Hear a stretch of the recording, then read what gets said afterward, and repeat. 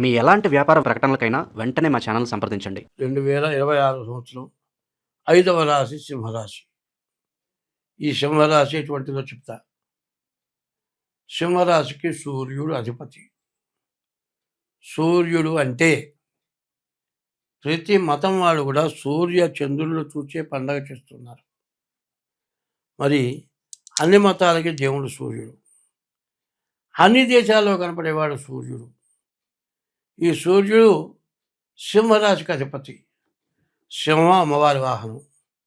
ఈ సింహరాశిలో పుట్టారు అంటే పూర్వజన్మలో పుణ్యం చేసుకుంటేనే సింహరాశిలో పుట్టి ఉండాలి. అటువంటి సింహరాశికి అష్టమంలో చెరబడ్డాడు. మరి ఈ సింహరాశికి అష్టమంలో చెరబడటం చాలా కష్టమైన టైము. సంవత్సరం నుంచి వీళ్ళ పరిస్థితి పూర్తిగా బాగాలేదు. ఇంకా సంవత్సరంన్నర పాటు పూర్తిగా బాగుండదు. అయితే ఈ రాశి వాళ్ళకి రవి, గురువు, కేతువు ఈ 3 గ్రహాలే బాగున్నాయి. రవి వల్ల ఈ రాశి వాళ్ళు విదేశాలకి ఎన్నాళ్ళ నుంచో వెళ్ళాలనుకునే వాళ్ళు వెళ్ళగలుగుతారు. మంచి ఉద్యోగం రావడానికి అవకాశం ఉంది. బాగా సంపాదించడానికి అవకాశం ఉంది. గురువు వల్ల చదువుకునే పిల్లలు మంచి ర్యాంకు సంపాదిస్తారు. చదువు పూర్తయి ఉంటే ఉద్యోగం వస్తుంది. ఉద్యోగంలో మంచి ఉద్యోగం వస్తుంది. ఉద్యోగంలో కూడా ప్రమోషన్ వస్తుంది. బాగా సంపాదించగలుగుతారు.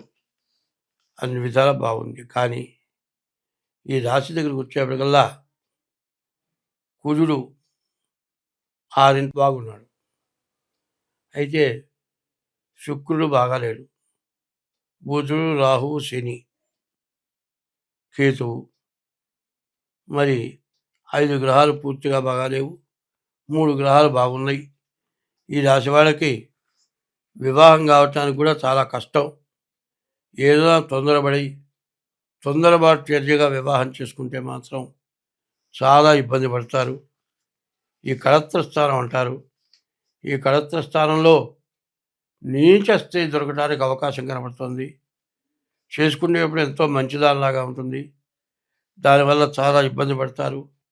ఇబ్బంది నుంచి మీరు బయటపడాలి అంటే మాత్రం చాలా జాగ్రత్త పడాలి. ముందుగా కాలసర్పదోషం బాగా ఎక్కువగా ఉంది. తర్వాత బుధుడు, రాహువు, శుక్రుడు, శని అష్టమంలో ఉన్నాడు. ఈ అష్టమ శని ప్రాణకారకుడు. ప్రాణం తీయనన్నా తీస్తాడు, ప్రాణం తీసినంత పనన్నా చేస్తాడు. ఈ రాశి వాళ్ళు ప్రతిరోజు శివాలయానికి వెళ్ళాలి. ప్రతి శనివారం శనివికి అభిషేకం చేయించుకోవాలి. ప్రతి సోమవారం కూడా ఈశ్వరుడికి అభిషేకం చేయించుకోవాలి. తప్పనిసరిగా ఈ రాశి వాళ్ళు ఇంకా సంవత్సరంన్నర పాటు ప్రతిరోజు శివాలయానికి వెళ్ళటం చాలా అవసరం. తర్వాత ప్రతిరోజు 3 వేళల సూర్య నమస్కారాలు చేయడం చాలా మంచిది. తర్వాత మీ డేట్ ఆఫ్ బర్త్ ఉంటే డేట్ ఆఫ్ బర్త్ ద్వారా కానీ హస్త సాముద్రిక ద్వారా కానీ మీ జాతకం చూపించుకోవడం ఇంకా అవసరం. ఇట్లా చూపించుకొని మరి ఇది రాశి అంటే ఎట్లా వచ్చింది అంటే కర్కాటక రాశి పునర్వసు నక్షత్రం 4వ పాదం, పుష్యమి 4 పాదాలు, ఆశ్లేష 4 పాదాలు. ఇది కర్కాటక రాశి. నీవు కర్కాటక రాశి ఎట్లా వస్తుంది? నీవు పుట్టిన తారీఖు రోజున మఖా నక్షత్రం 4 పాదాలు కానీ, పుబ్బా నక్షత్రం 4 పాదాలు కానీ, ఉత్తరవ పాదం కానీ కలిసి సింహరాశి అయింది. ఈ సింహరాశి వాళ్ళు మీ డేట్ ఆఫ్ బర్త్ ద్వారా మఖ, పుబ్బ, ఉత్తర ఈ 3 నక్షత్రాల్లో ఏ నక్షత్రమైనా మీది సింహరాశి అవుతుంది.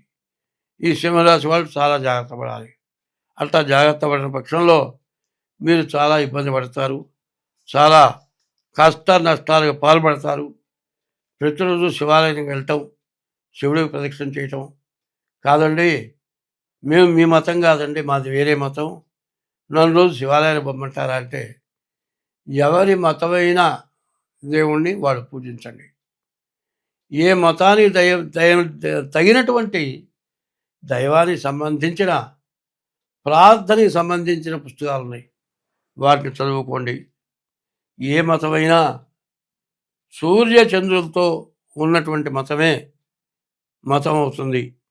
ఈ సింహరాశి పరిస్థితి పూర్తిగా బాగాలేదు కాబట్టి వ్యాపారంలో కూడా చాలా నష్ట కష్టాలు ఎక్కువగా ఉంటాయి. కొత్త వ్యాపారాలు తొలగిపోకూడదు. ఏ వ్యాపారం కూడా పూర్తిగా బాగాలేదు. తర్వాత చేసే వృత్తే జాగ్రత్తగా చేసుకోండి.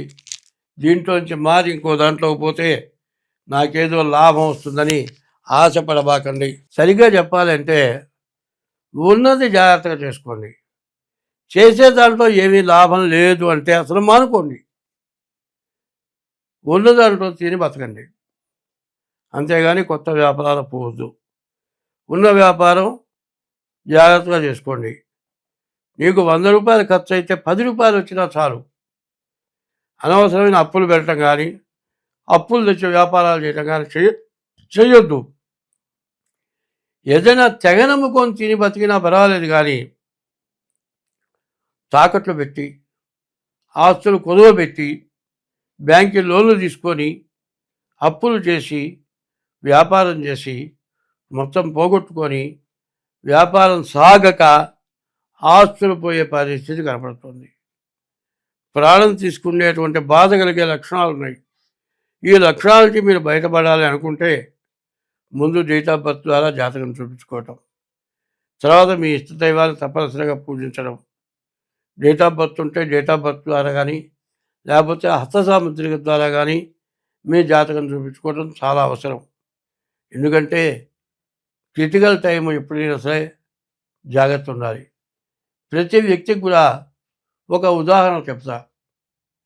మనకు వచ్చే బడ్జెట్లో ఖర్చులు కుదించి ఒక పద్ధతిగా చేసుకుంటాం. ఇప్పుడు చాలా తక్కువ ఆదాయం వచ్చేవాడినండి నెలకు సరిపోయే బియ్యం ముందు కొనుక్కుంటాడు. కనీసం 7 మిరపకాయలు కొనుక్కుంటాడు. పచ్చడి వేసుకొని తింటే బియ్యము, 7 మిరపకాయలు, చింతపండు, ఉప్పు, కారంతో సరిపోతుంది. ఇంకా అంతకంటే లేనప్పుడు ఏం చేస్తా? అప్పివ్వడు. ఆస్తి లేని వాడికి అప్పిస్తాడా? ఇవ్వడు. ఆదాయం లేని వాడికి అప్పిస్తాడా? ఇవ్వడు.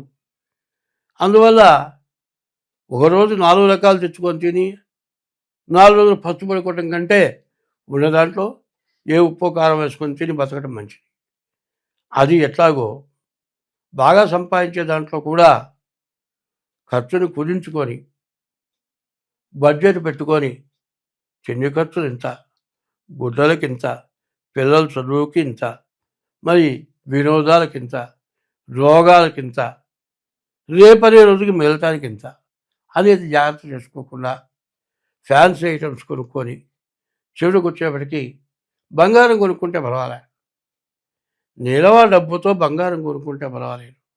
లేకపోతే ఆస్తులు కొనుక్కుంటే ఆస్తులు అందుబాటులో లేవు. బంగారం అయితే గ్రాము దగ్గర కొనుక్కోవచ్చు. ప్రాణం మీదకి వచ్చినప్పుడు బంగారం అమ్ముకుంటే కూడా డబ్బులు వస్తాయి. అట్లా జాగ్రత్తగా పడకపోవటం చేత ధనవంతులు దరిద్రులు అవుతున్నారు, దరిద్రులు ధనవంతులు అవుతున్నారు. ఇట్లాంటి అజాగ్రత్తల వల్ల చాలా ఇబ్బంది పడుతున్నారు.